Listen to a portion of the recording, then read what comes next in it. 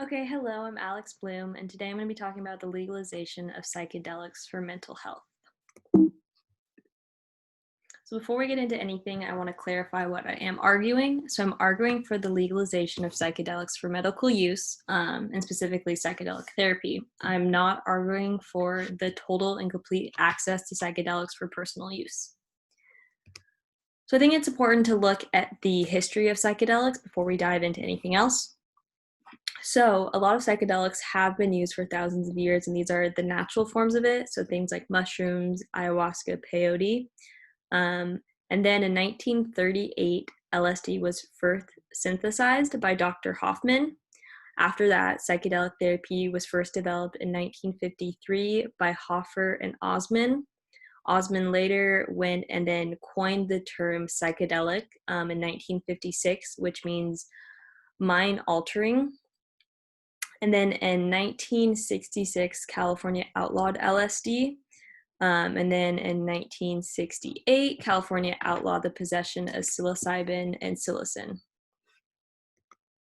So, as of right now, the current laws in the United States say that psychedelics are a Schedule One drug. So, this is quoted. What that means is that substances in the schedule have no currently accepted medical use in the United States, a lack of accepted safety for use under medical supervision, and a high potential for abuse. It's important to remember that.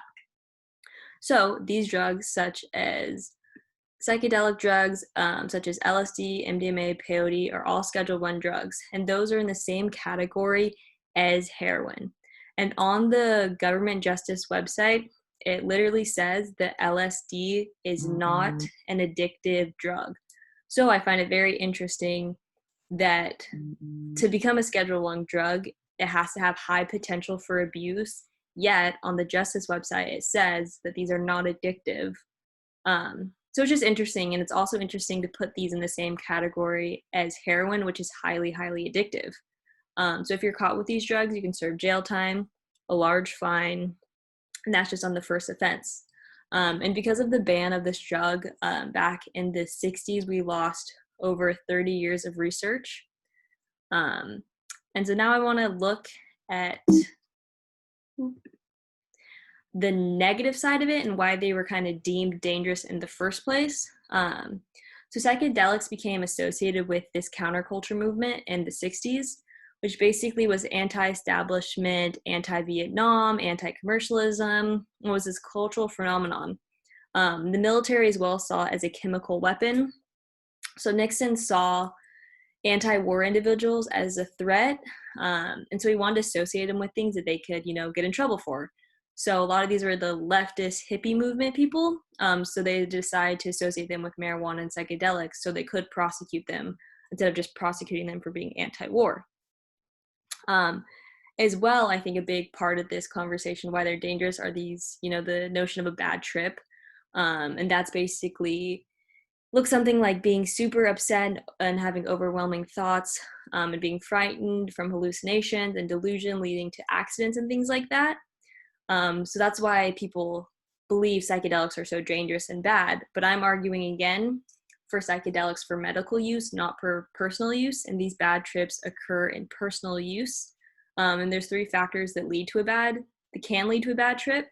It's setting, and dosage. So set is your mindset, setting is the place you're in, and dose is how much you take. So if you're in a doctor's office and you're, taking psychedelics with a medical professional, you are unlikely to have a bad trip. And if you were, you have a medical professional there to guide you through it. So this is what it would look like. MDMA assisted psychotherapy is unique among trauma treatments and that it allows the participants or the patients to access their traumas in a way that they aren't overwhelmed by their past experiences. They can address their fear around their trauma.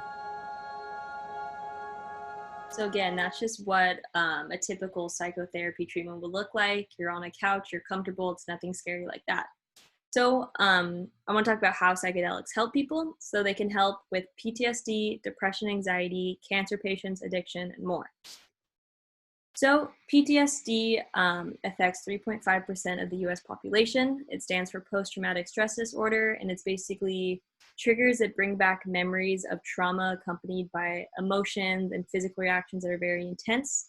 These are often found in war veterans, sexual trauma victims, people who have endured really traumatic experiences. So taking psychedelics helps people with PTSD speak about their trauma without these triggers interfering. Basically, the only way you can work through traumas is to think and speak about it. So it's really hard for individuals with PTSD because it's hard for them to recall these instances. So, for example, I found a story of a man named Virgil Houston who talked about his experience with psychedelics and PTSD. He was a war veteran and he couldn't function as a human anymore due to his PTSD. And after psychedelic therapy, he said that it saved his life and he was able to function and have a great relationship with his kids and wife after. So the next we're going to look at depression and anxiety. So depression affects 3.7% of the population. Anxiety is 8.1%. So it's a really large population that's being affected by it. Studies have shown that psychedelics can be used as an antidepressant with far more side effects than what is currently on the market right now for antidepressants. It's also shown that there's significant reduction 1 to 3 months after the treatment. And then for depression, it showed that there was a significant reduction of depression after it, and that these results were also sustained.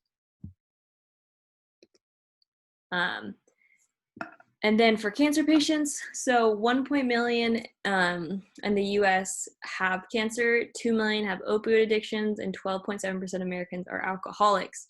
So basically, psychedelics can help cancer patients because of improved moods and reduction of anxiety and fear of death. A lot of patients, even who are cancer-free, still have this fear that the cancer is going to come back and they can't live their life freely because of it. So this is how psychedelics can really help them. Studies have also shown that LSD can help with opioid and alcohol addiction and shows a lot of promising results for people fighting addiction. So here we have some stats in this next video. One small study of 15 smokers found that 80% were able to abstain from smoking for 6 months after a psilocybin treatment. In a pilot study of 12 advanced cancer patients suffering from end-of-life anxiety, participants who took psilocybin generally showed lower scores on a test of depression. And a smaller study suggested that psilocybin treatment could actually help people with alcohol dependence cut back on their drinking days. We don't have all the... So next we're going to look at history. So we're going to look at prohibition and basically what has happened in the US when we tried to ban something. And this is an example of how it doesn't work. So the US, we tried to ban alcohol from 1920 to 1933. So the goal was to reduce crime and corruption, solve social problems, reduce the tax burden created by prison and poorhouses, and improve health and hygiene in America. That sounds great. Yeah, everyone wants to do that. But realistically, this didn't work. So though at first alcohol consumption may have decreased, it ultimately resulted in a huge increase in alcohol consumption. And it became way more dangerous because people were making their own alcohol or buying it. And usually the substances in there were often really harmful and poisonous. And as well, everyone was drinking still. And so everyone was technically, deemed a criminal at this point. So there are more criminals and crime rates drew. So when prohibition was repealed, these crime rates went down, jobs were made, and health was increasing. So I think that's a good example just to look at history of how banning a substance sometimes doesn't help the situation. It can almost make it worse. So I think what needs to happen is that there needs to be more clinical trials to test and just find more research about this. I think there needs to be removal from the schedule of controlled substances, which kind of goes into education and elimination of stigmas. I think a lot of people don't really know the benefits of psychedelics and they see it as just this harmful thing and that drugs are bad, when really if you're using it in a safe way for medical use, it can be really beneficial. So the future of psychedelics. If we were to incorporate them in mental health facilities, there could be a lot of scientific breakthroughs and they can help way more people out there in the world. Especially if they do get introduced, mental health is going to improve in society. So this could mean lower rates of depression, anxiety, PTSD. And we're going to look at 2 examples of countries and see how they're doing with psychedelics in their countries. So the Netherlands made magic truffles legal, and it's basically a lower concentration of psilocybin than magic mushrooms. But statistically, the Netherlands has a lower crime rate than us, a lower suicide rate, and has one of the best healthcare systems in the world.